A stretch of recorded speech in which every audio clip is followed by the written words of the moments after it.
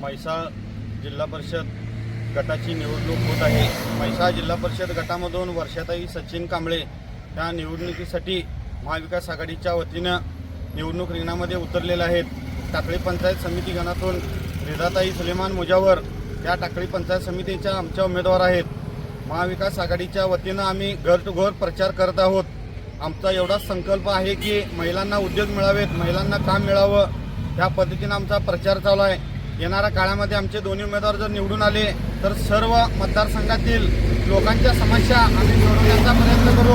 आज मात्र ज्या उमेदवारांनी निवडून आलेल्या उमेदवारांनी जेवढा विकास केला नाही त्याच्या 10 पटीने आम्ही विकास करू आणि या म्हैसाळ मतदारसंघामध्ये विविध विकास कामे आणून शासकीय योजनांचा लाभ घर टू घर आम्ही पोहोचवण्याचं काम करत आहे। बोलवडगावचे उपसरपंच सचिनदादा कांबळे 20 वर्ष या आपल्या या मतदारसंघामध्ये काम करत आहेत। सुलेमान मुजावर हे सुद्धा माजी उपसरपंच आहेत आणि सध्या त्यांच्या पत्नी विद्यमान ग्रामपंचायत सदस्य आहेत टाकळीच्या।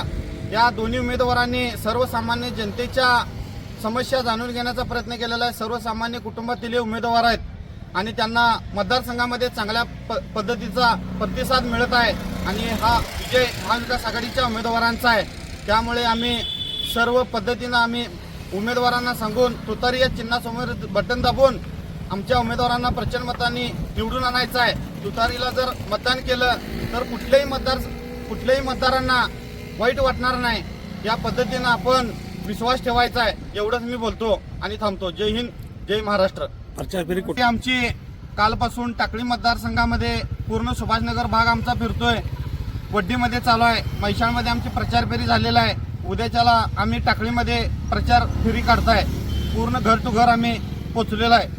एवढा विश्वास आमच्यावरती मतदारांनी ठेवलेला आहे आणि तो ठेवलेला विश्वास आम्ही पूर्ण सार्थ करू।